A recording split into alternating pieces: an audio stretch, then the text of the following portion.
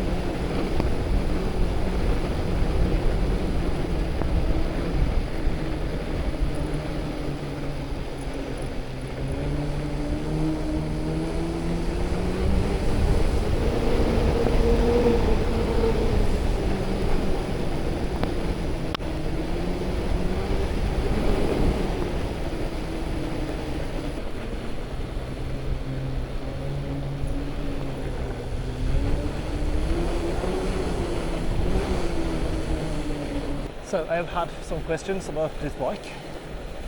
What kind of bike is it and how does it work for you? And it is a rock machine.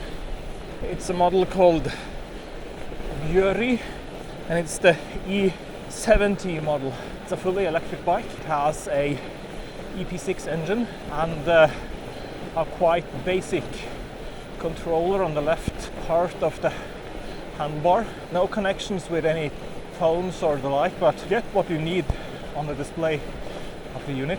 I've had some problems with the hub. Might be just this bike, but the freewheel has been free spinning in both directions, which is a bit of a problem when you're trying to get forward. Otherwise the bike is quite good. Floats tremendously on snow and on the path like this where they have prepared ski track and the skating track. It is marvelous to fly away in the nature on the snow on this bike, and it do quite well on some of the packed snow as well, especially if there are like minus 10 or so degrees Celsius.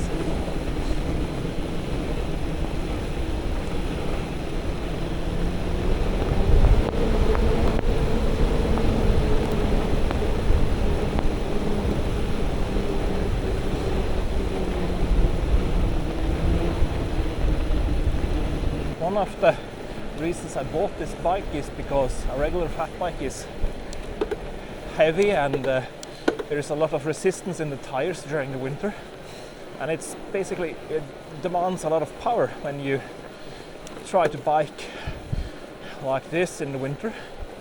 So a electric fat bike will help you, and the bicycle will be more or less like a regular bike on a paved road or so, but having some help from the engine is very good when you are out cycling like this. When it comes to range, the calculations done by the computer is total waste of time, really. Could have used the space for something else, but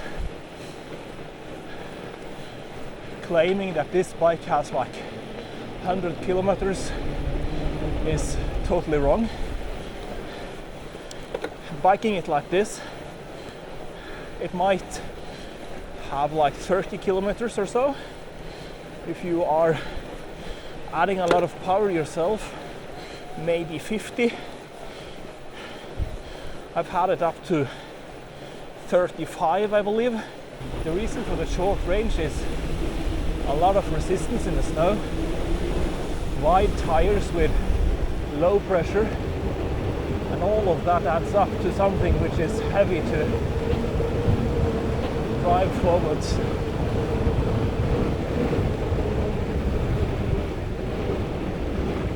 Biking this thing during the winter, like now when it's -6 or 7 degrees Celsius, a little bit of snow in the air, no people are out on days like this, and you can just roam freely through the terrain.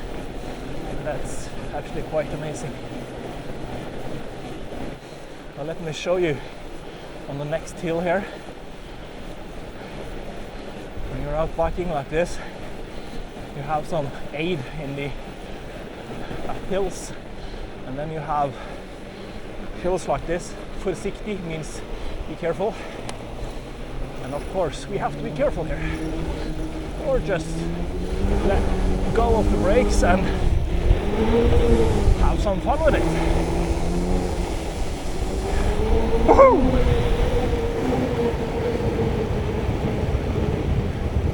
I'm feeling much more safer on a bike like this than I do on skis. Maybe I'm a bit different than other Norwegians, but this is a lot of fun. Forgot to mention the gears and the brakes on this thing. 12 gear from Microshift, not the best ones. Planning to swap them out with some Shimano, which I have laying around. Brakes from Clark's. I know that some of you might think that they are the best brakes. Personally, I don't like them. During extra cold winters, they are freezing up and you lose a lot of braking power. That's not ideal for a bike where you are required to brake every now and then. Problem with this one is that rear brake that gets stuck most often freezes up, and you lose like 90% of the braking power. That's not ideal. Front brake, of course, but braking with the front brake in a turn or so when it's slippery underneath your wheels, that is not a good deal either. So a rear brake that works is mandatory for a bike like this. Otherwise, the bike is quite okay.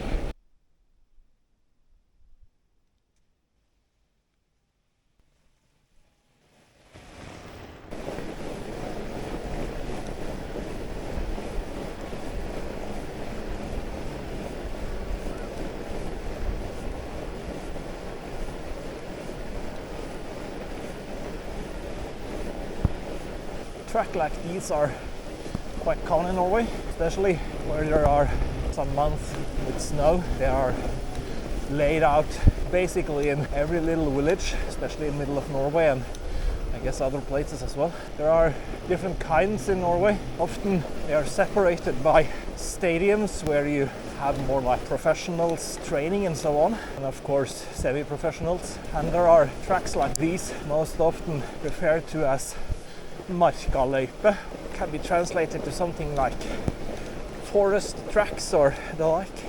Most often there is a local community of some sort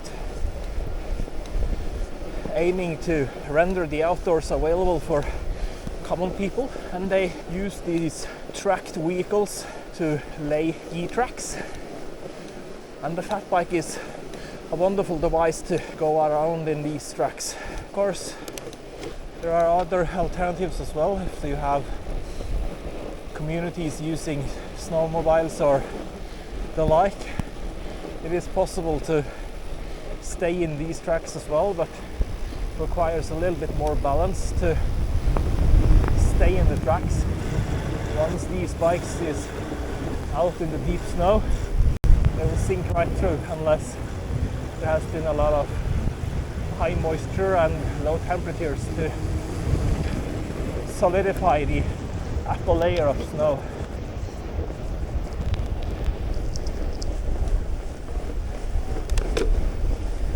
So if you're thinking of buying a bike like this, you have some snow and you have some local trails which is either packed or somehow made available for you, this is a quite good investment really.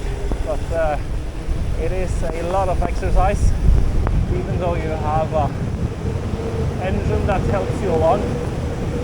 This will require a lot of power from you as well.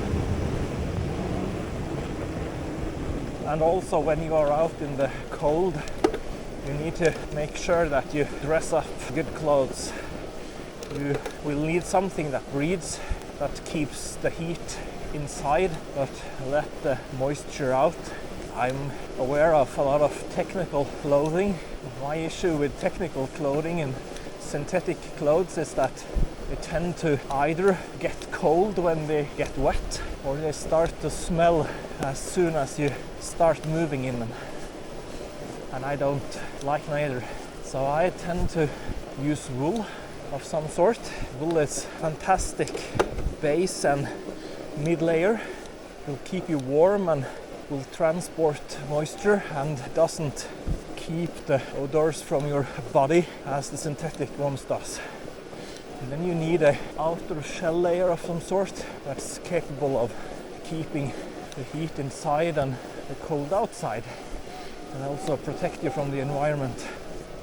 I have a spare protective layer in the backpack, and that's one of the most important things you do when you are out biking or out skiing for that matter during the winter. It is possible to travel long distances and then the weather changes or maybe even conditions on the ground changes.